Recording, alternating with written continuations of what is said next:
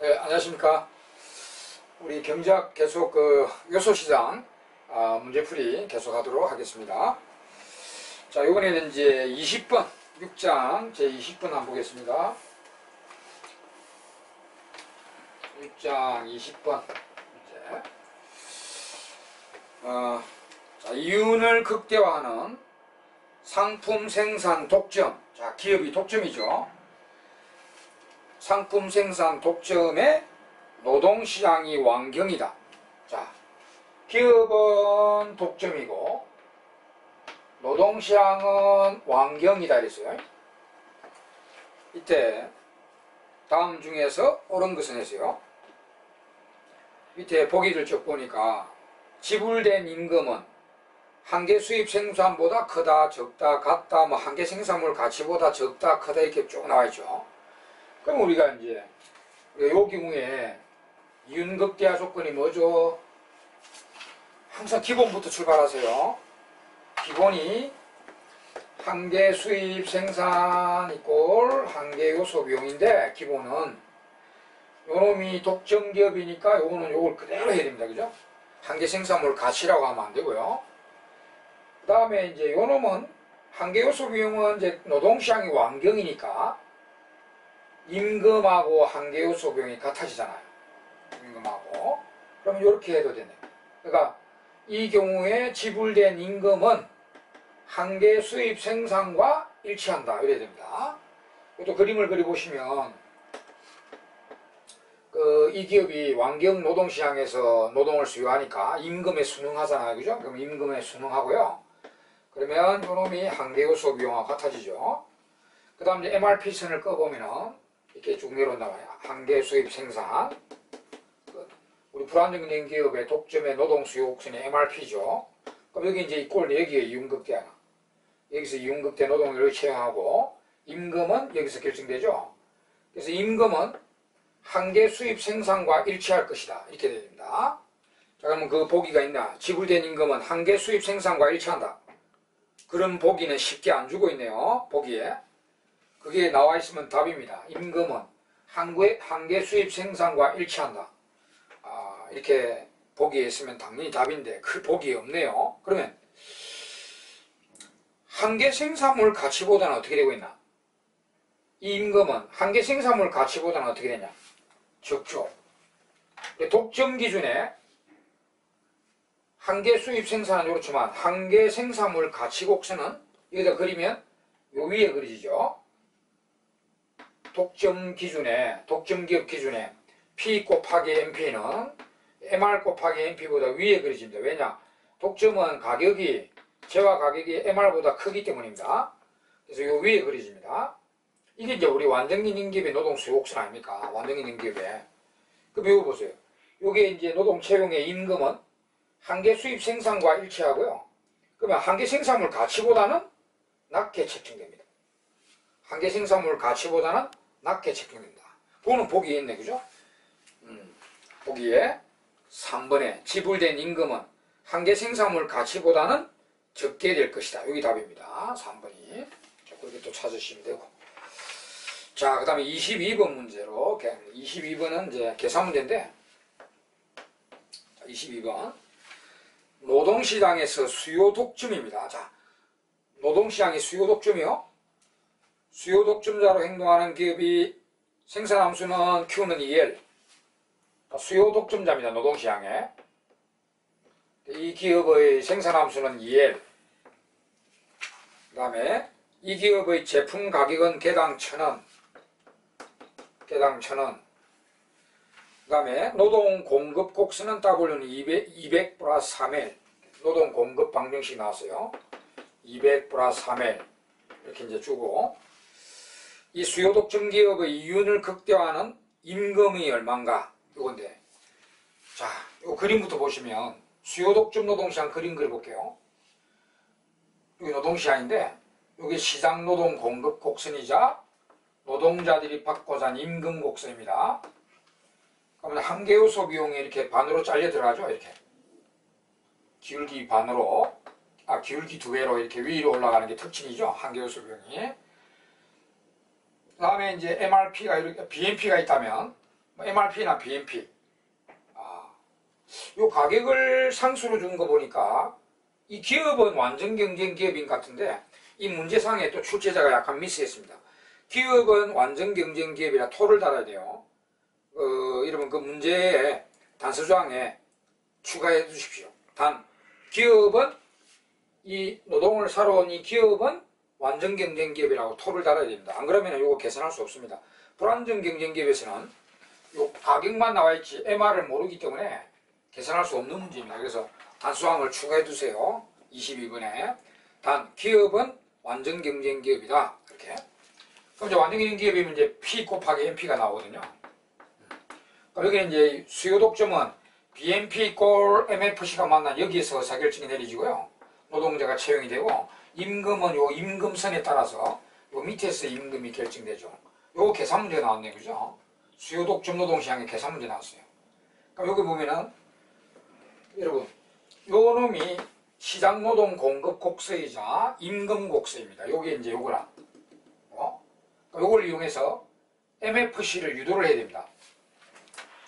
어떻게 유도하시냐면은 자 요게 이제 시장노동 공급 곡선 임금 곡선이 200 플러스 3L이거든요. 그럼 여기서 MFC를 기울기 2배 Y절편 동일 이렇게 끌어내려야 됩니다. 여기 보세요. Y절편은 동일하고 기울기가 2배이거든요. 그래서 요게 Y절편이잖아요. 그죠? Y절편은 그대로 가고 기울기가 플러스 3이니까 기울기 2배 6L 이렇게 기울기 2배 Y절편 동일 이렇게 끌어내리면 됩니다. 요게 MFC 방정식입니다. 이게. 그 다음 이제 BMP하고 연립해야 되니까 BMP는 요 이제 P는 요 1000원 일정하죠. 그리고 이제 한계 생산물이 요 생산함수를 미분하면 되잖아요. 노동의 한계 생산물은 노동을 미분하면 2가 되겠죠. 상수로 나오니 더 간단하게 나오는 거죠. 그러면 1000 곱하기 2 여기 BMP라 BMP P 곱하기 MP 2000 이거 상수로 나왔네요. 그죠? 간단하게 주려고. 그럼 이거는 지금 2000 그러면 이거 이제 이거하고 이거하고 연립하면 됩니다. 연립해서 일단 노동자 이윤극대한 노동 채용량 구하고 그거를 또 임금선에 대입하면 임금이 계산이 됩니다. 여러분 이 계산 문제가 생산물 시장에 공급 독점 생산물 시장 구하는 거와 똑같아요. 생산물 시장에 보세요. P 방정식 주고 출제자가 MC 주고 이윤극대와 산출량 구하라 나오잖아요. 독점 불안정 경쟁 생산물 시장 출제자는 MC 정보 주고 P 방정식 주고 이윤극대와 산출량 구하라. 그때 이제 우리가 P 방정식을 보고요. Y절편 동일 기울기 2배로 끌어내리는 게 MR 아닙니까? 이거 유도해가지고 요가 연립해가지고 요거 구하고 그죠? 그거를 또 수요 방정식 가격 방정식 대입하면 이 가격도 계산이 돼 나오죠. 이거 똑같은 방식입니다. 이 그림이 뒤집어져 있잖아요. 그림이 이게 수요 독점, 공급 독점 생산물 시장, 수요 독점 노동 시장이거든요. 그래서 이렇게 계산하면 됩니다. 계산해 보면 요거하고 요거 연립하면은 2000 하면 이제 6L은 이걸 넘겨서 빼면은 1800, L은 300명 되네, 그죠? 300명, 638이니까. 예, 이윤극대 노동 채용량은 300명입니다. 그리고 이제 그 임금은 요 임금선 있잖아요. 또 임금 방정식이거든. 여기다가 이제 300명을 대입하면 되겠습니다. 300을 대비하면 200 플러스 3 곱하기 300은 900이니까 1100원이네요. 그죠? 임금은 1100원 이렇게 계산됩니다. 그래서 답은 1100원. 답은 1번이 되겠습니다. 이런 식으로 계산하십시오. 수요 독점. 자, 그럼 이제 마지막 문제 하나 풀고 다음 장으로 넘어가겠습니다. 다 비슷비슷한 문제들이 나와 있고 31번 가겠습니다. 31번. 자, 31번은 이제 무슨 문제인가? 자, 읽어보겠습니다. 왕경시장에서 완전경쟁시장 이윤극대를 추구한 기업이 생수를 판매하여 생산하여 판매하고 있다. 자, 생수 만드는 기업이네요.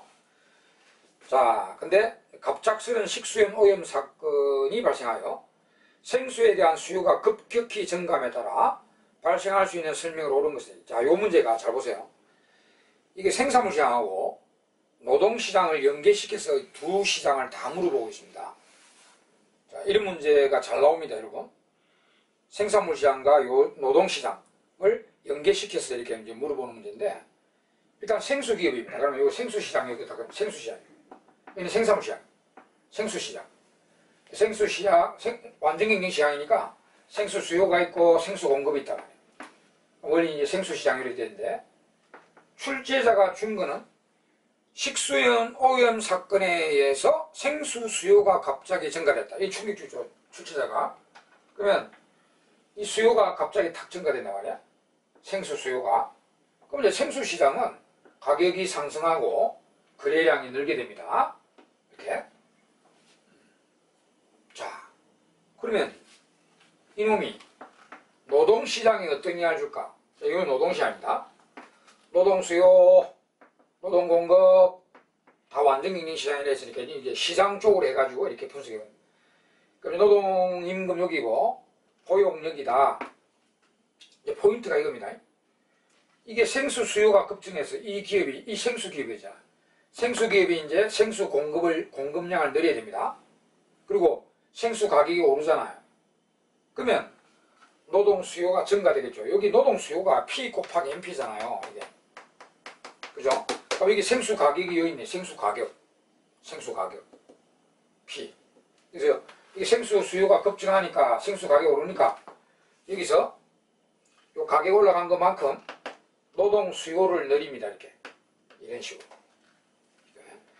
요 노동 수요자가 생수 기업이잖아요. 이것은 생수 만들어 파는 기업이고, 여기서는 노동 수요하는 기업이죠. 그러니까 이 노동 수요자가 바로 생수 기업들이다 말이에요. 그래서 이 생수 가격이 오르니까 올라간 만큼 이게 노동 수요가 이렇게 올라갑니다. 올라간 만큼 이렇게. 그러면 최종 노동 시장의 균형도요, 이렇게 임금이 올라가고요, 고용량이 늘게 되어 있습니다. 이런 식으로 이제 분석이 되는 거죠. 그럼 여기 보면은 답은 2번입니다. 그죠? 노동의 한계 생산물 가치 곡선. 그러니까 이 생수기업의 노동 수요 곡선이죠. 생수기업의 노동 수요 곡선이 우측으로 증가한다. 노동 수요의 증가. 여기 답이네. 여기 이제 답이고요. 2번이 답이고. 그러면 다른 거는 왜 틀리는가 하면은 4번은4번은 왜 틀려? 생수산업의 근로자의 임금이 하락한다가 이거였어요. 생수산업에 노동을 대주고 있는 노동자들이 임금이 올라가죠. 노동 수요가 늘어나니까 임금이 오르고 고용량도 늡니다. 그래서 4번 틀렸어요. 그리고 1번하고 3번이 왜 틀리는가? 1번에 노동의 한계 생산물이 증가한다. 여러분 지금 이게 올라간 게 노동의 한계 생산물은 그대로고 재화 가격이 뛰었기 때문에 그만큼 이게 올라간 겁니다. 올라가는데 그 노동 수요가 올라가는데요. 그럼 최종적인 균형은 여기잖아요. 그럼 이만큼 노동 채용을 늘리고 있죠. 그럼 이 노동을 채용 늘린 만큼은 요 선을 따라서 노동의 한계 생산물이 체감하잖아요. 우리가 이 BMP선이 이렇게 우하향하는 핵심적인 이유가 노동을 채용해 내릴 때 노동의 한계 생산물 체감 법칙 때문에 이렇게 내려오잖아요. 이게. 그러니까 그 분명히 여기보다는 여기가 노동 채용이 더 많잖아요. 그러면 요 선을 따라서 이렇게 노동의 한계 생산물이 체감합니다. 체감. 노동을 많이 쓰면 한계 생산물이 체감하잖아요. 그래서 1번 틀렸고, 그 다음에 생수도요. 생수의 함경이 증가됐는데 생수도 보세요. 우리가 옛날보다 생수를 더 많이 먹잖아, 소비자들이. 그러면 또 우리 함경 체감 법칙에 의해서 생수도 함경은 떨어집니다. 더 많이 먹으면 함경이 체감한다 해야죠. 그래서 3번도 틀린 겁니다. 자, 그렇게 이제 31번을 푸시기 바랍니다. 자, 그러면 이상으로 해서 이제 우리 6장의 노동시장의 주요 핵심 문제들은 다 풀었습니다. 자, 그러면 7장으로 가겠습니다. 자, 미시경제학의 마지막 장인 후생경제학으로 넘어갑니다. 자, 7장 후생경제학. 후생경제학은 크게 두 파트로 구성되어 있죠. 7장 1절이 이론적으로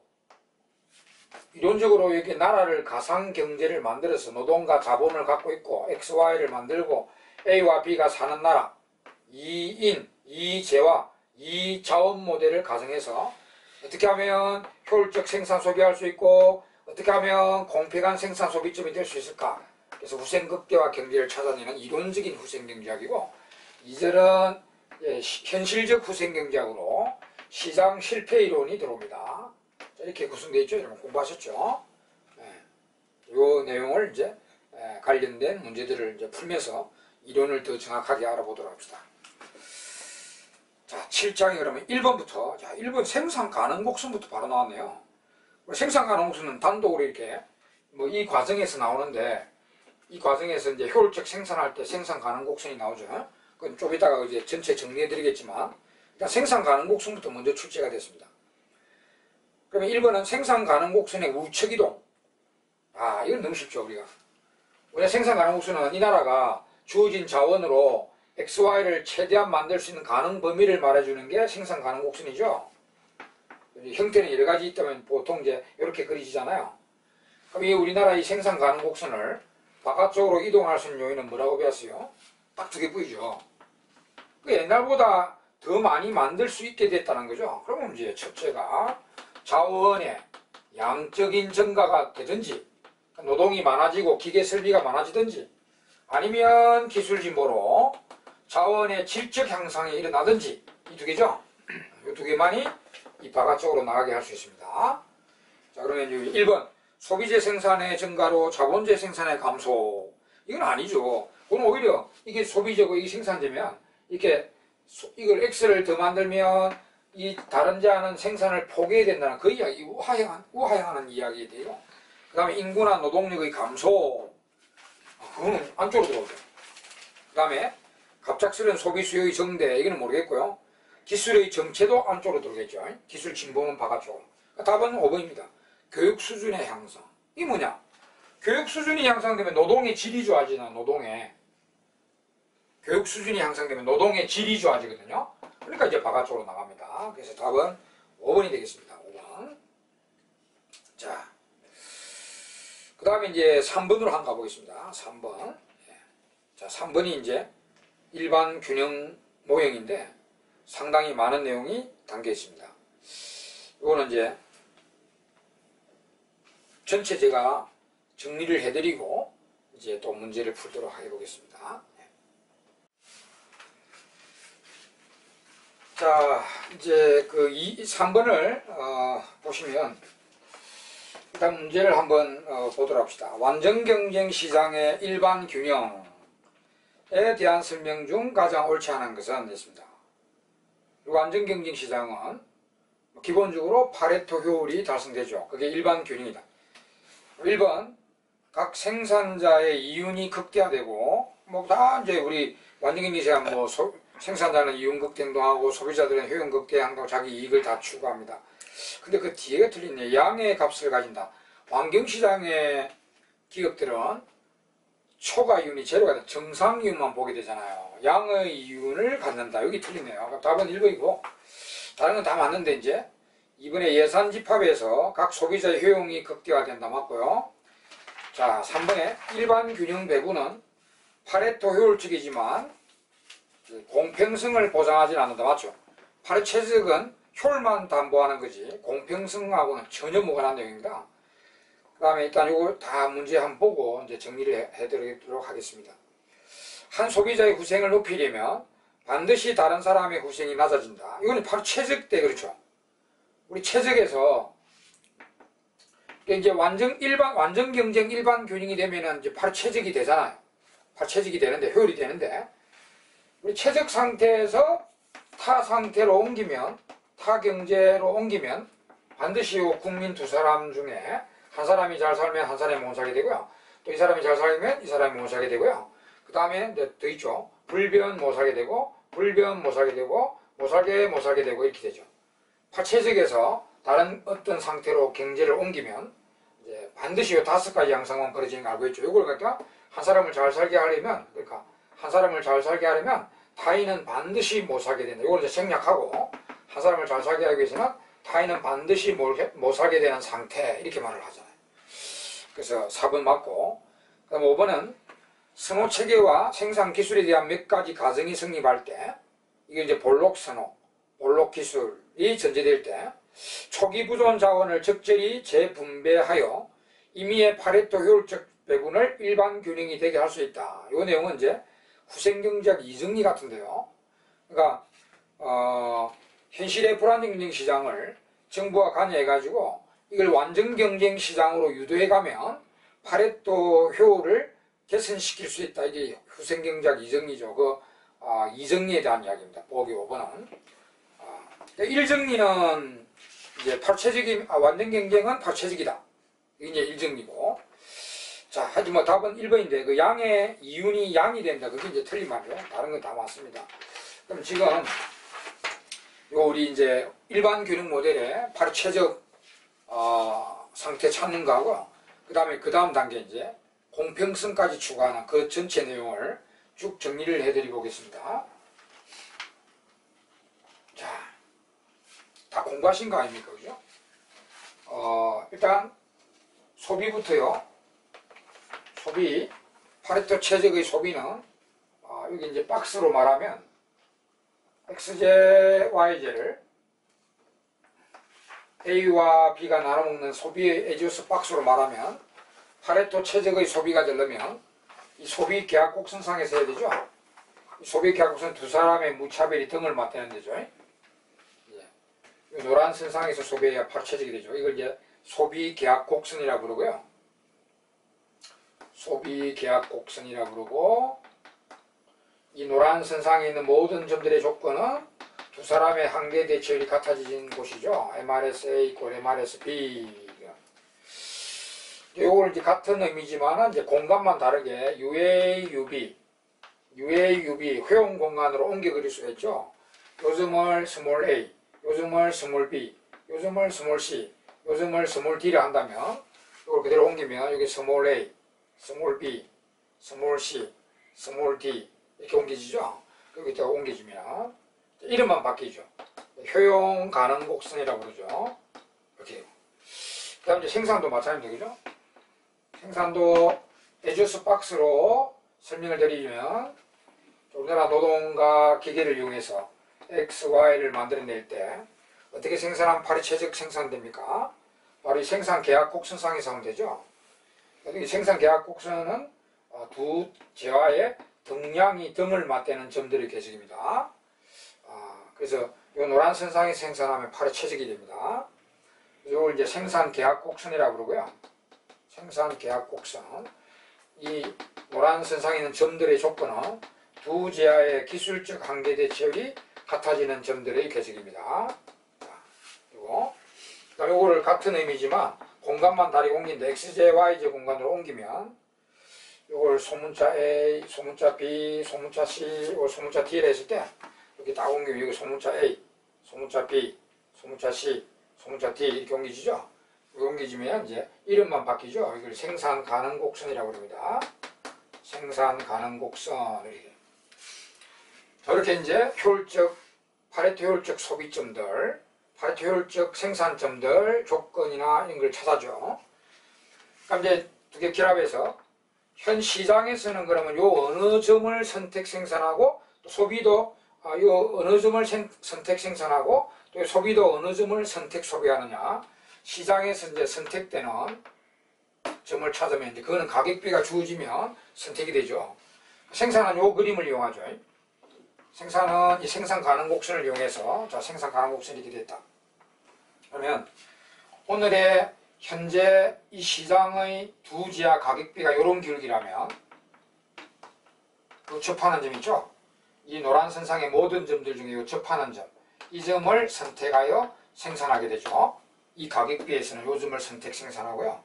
그럼 이제 X 이만큼 만들고 Y 이만큼 만들어졌다.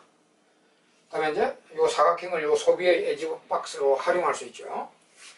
요거 이제 A가 XY 먹고 요 점을 B의 소비 원점으로 잡으면 이 두 사람이 요 만들어진 거를 이제 나눠 먹게 되죠. 그럼 파체적에 소비하려면 또 소비 계약 곡선상에서 해야 되죠. 여기서. 근데 또 여기도 오늘 시장에서는 어느 점을 선택 소비하는 얘기죠. 요 노란 선상에 있는 점들 중에서. 그럼 그것도 이제 가격비를 보고 선택하는 겁니다. 그럼 여기 이제 각 점의 요 기울기가 다 다양한데, 그 점의 요 기울기가 오늘의 가격비하고 일치했다. 요거 이제 기울기를 같은 건데, 두 지하의 상대 가격비, 요건 기울기 같은 겁니다. 그러면 요 점이 요 접하는 요, 기울기가 오늘의 가격비하고 일치했다면 요 점에서 선택 소비하면 됩니다.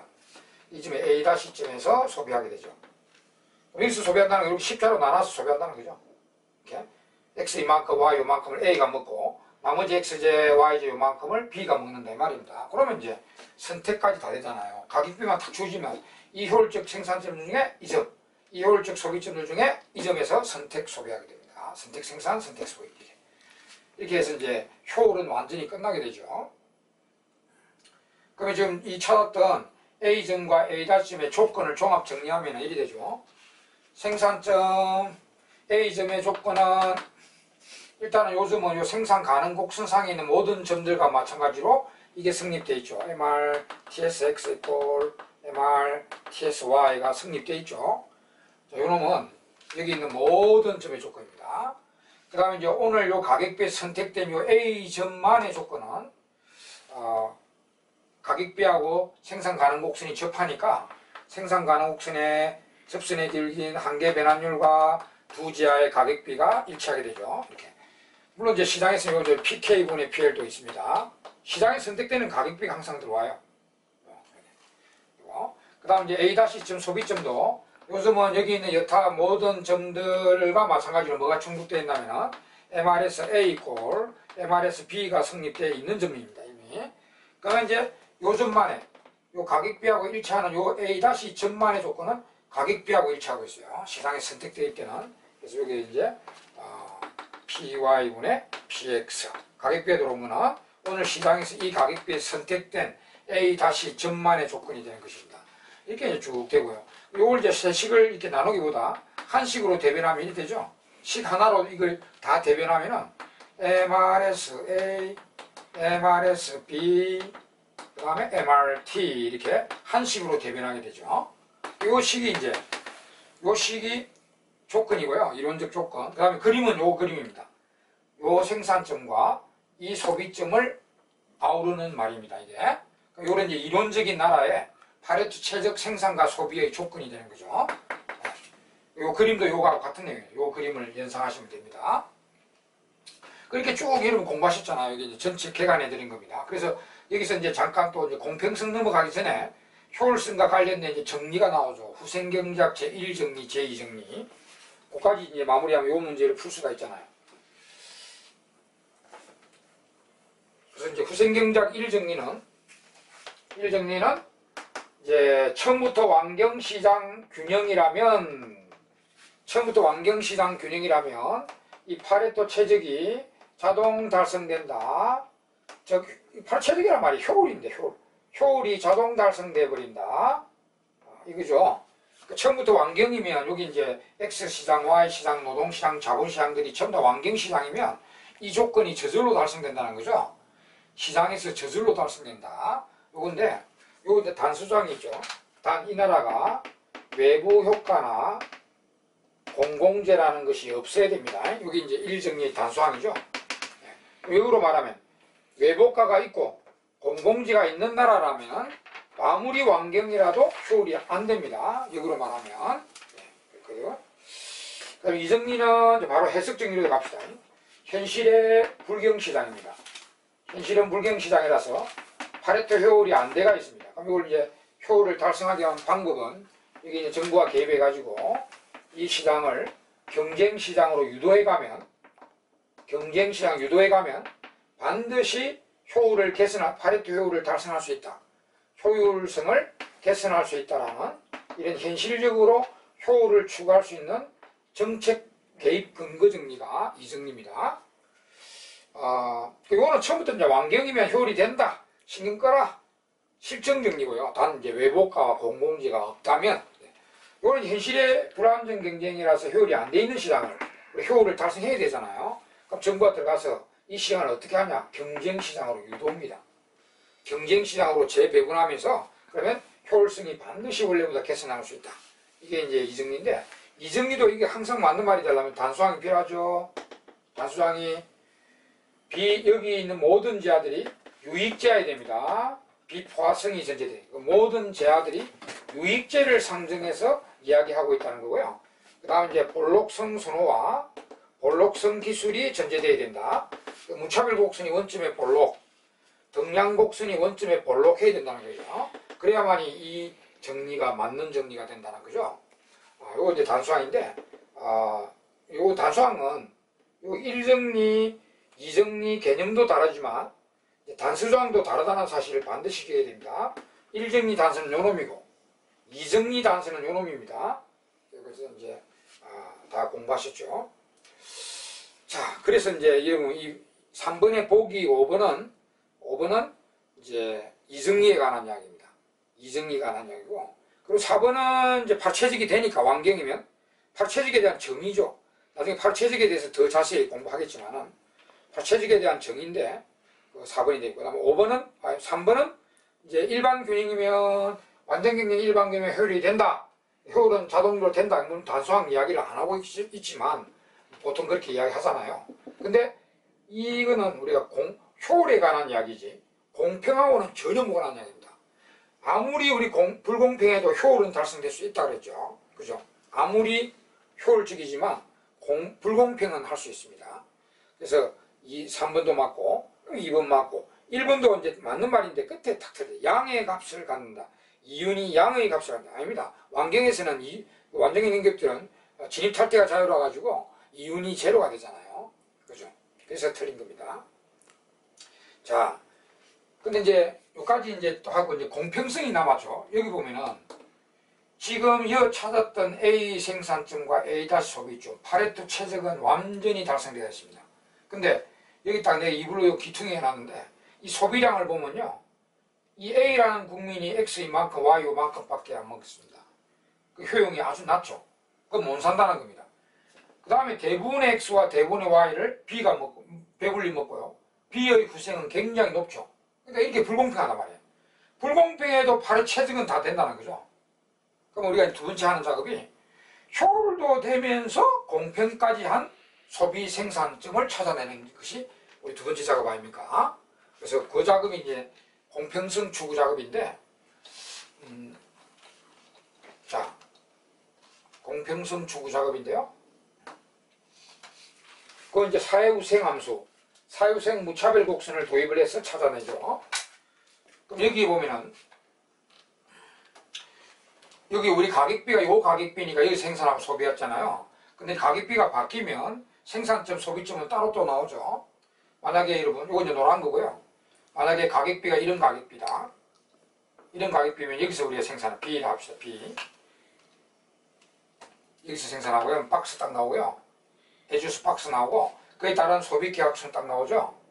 그럼 또 요 기울기하고 같아지는 또 요 소비점이 또 B-라는 소비점이 선택됩니다. 하나만 돼요. 그 다음에 이제 가격비가 이런 가격비다.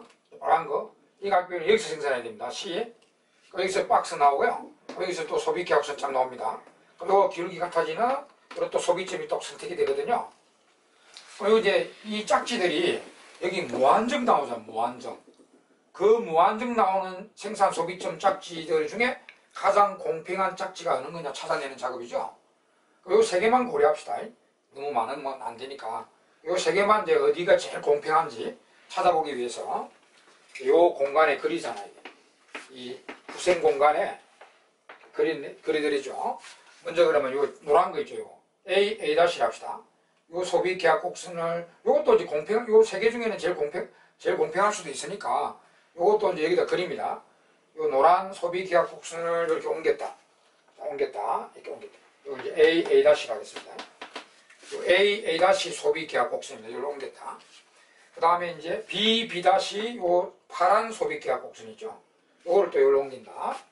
요렇게 옮겼다. 이렇게 옮기고 B 옮기고요.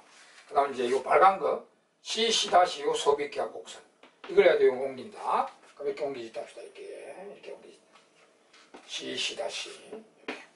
그럼 다 옮겼다 합시다. 뭐 무한정 있는데 다 옮겼다. 다 옮긴 상태에서 제일 경계만 이렇게 쭉 연결해주면 제일 바깥쪽이죠. 이렇게 연결한 선, 이 굵은 하얀 선, 이 선을 우리가 효용 가능 경계선이라고 하죠. 프론티어 선이죠. 효용 가능 경계선입니다. 그럼 여기는 보면 이제 요 선상에 있어야만 효율이 되는 겁니다. 요 안에는 비율이죠. 요 선상에는 효율입니다. 효율도 되고 공평까지 하여 사유생이 제일 높은 경제점을 찾아내는 거죠. 여기다 우리 이제 사유생 무차별 곡선을 끄겠습니다. 사유생 무차별 곡선은 우리 최소국대주의는 사유생 무차별 곡선이 L자 형태고요. 평등주의는 이렇게 일반적인 이런 형태고요. 그다음 공리주의는 직선 형태로 이렇게 나오죠. 그래서 일단 평등주의를 해볼까요? 통상적 분배 사상이 평등주의니까. 요걸 갖다 이거 이제 사유성 무찰곡선 끄고는 이렇게 나옵니다. 그러면 여기 보면은 일단 효를 추게 되니까 요 굵은 선상에 있어야 돼요. 요 안에 있으면 안 됩니다. 이는 비율이니까. 근데 여기 딱 보면 이제 요거는 비율이지만 공평은 하죠. 두 사람의 후생이 똑같잖아, 이렇게. 공평은 하지만 비율이라. 그러니까 요거는 불가능한 거고요. 그럼 이제 효율도 되면서 공평하여 후생이 제일 높은 요 접하는 점입니다. 이 점이죠, 이 점. 이 점이 이 효용 가능 경계선상에 있기 때문에 효율이 달성됩니다. 그리고 지금 요 점이 딱 보세요. 두 A의 효용과 B의 효용이 비슷하잖아, 지금 이게. 이거하고 비슷하니까 공평하다 이 말입니다.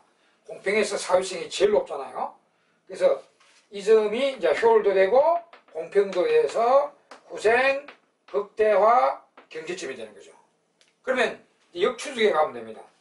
요 점이 존재하고 있는 효용 가능 곡선이 어느 겁니까? 빨간 선상에 있어요, 파란 선상에 있어요, 노란 선상에 있어요.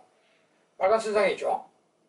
요 점이 이제 효용 후생 극대점이니까 이 점이 존재하는 원래 존재했던 효용 가능 곡선이 빨간 선상에 있는 거 아닙니까? 요 파란 선은 요리 있고 노란 선은 요리 있잖아요. 그러면 이제 빨간 선을 역추적합니다. 요 점이 후생 극대점이니까 여기 이제 빨간 선상에 있는 점이거든요. 빨간 효용 가능 곡선상에 있는 점이거든요. 이게. 그럼 역추적하면은 바로 여기 이제 여기 이거 여기서 생산하고 여기서 소비하는 게 효율도 되고 공평도 되는 사유생 극대 생산 소비점이다라고 이렇게 알 수가 있는 거죠. 여기 딱 이불로 해놔도 요 소비점이요. 요 박스를 보세요. 여기 생산하고 요 박스 나오죠. 그럼 여기 소비되면은 십자로 나눠보면은 딱 반반씩입니다. X도 반, Y도 반. 이 사람도 X도 반, Y도 반. 두 사람이 후생이 비슷해집니다. 그래서 이렇게 찾아내는 거죠. 물론 이제 여기에 평등주의도 그렇고 최소극대주의 후생 무찰곡선을 꺼도 똑같아요. 이게. 최소극대주의도 이게 이제 후생 극대가 되죠. 그다음 평등주의도요. 요런 아주 그 좌우 대칭형의 효용 가능 경계선이라면은 이렇게 볼록하게 좌우 대칭형의 공리주의를 꺼도요. 여기가 후생 극대가 나옵니다. 왜냐? 이거 기울기 1의 사유생 무찰곡선이니까 이렇게 꺼보면은 이렇게 나오거든. 그러니까 이것도 효율도 되면서 후생이 제일 높은 게 여기 아닙니까? 근데 이 형태가 좀 다르면 다음 문제, 5번 문제에 요 형태가 좀 희한하게 생긴 그런 경우에는 공리주의는 좀 다른 데가 나옵니다. 그 나중에 이제 다음 문제로 가서 우리가 풀면 되겠죠. 이런 식으로 이제 우리가 이론적으로 쭉 공부를 하고 왔습니다. 그죠? 여기 전체 제가 1절, 7장의 1절, 이론적 후생 경작을 전체 개간에 들었잖아요. 여러분 공부하신 거 다 기억나시죠? 그걸 쫙 이제 머리에 딱 그리고 이제 문제를 푸시면 되겠습니다. 그 다음에 이번 시간에 그러면 이제 3번까지 했고, 이제 이론 3년 다 했으니까, 다음 시간에 문제만 쭉쭉 풀어나오면 되겠습니다. 자, 그럼 이번 시간 여기까지 하고, 다음 시간 계속 또 하도록 하겠습니다. 수고했습니다.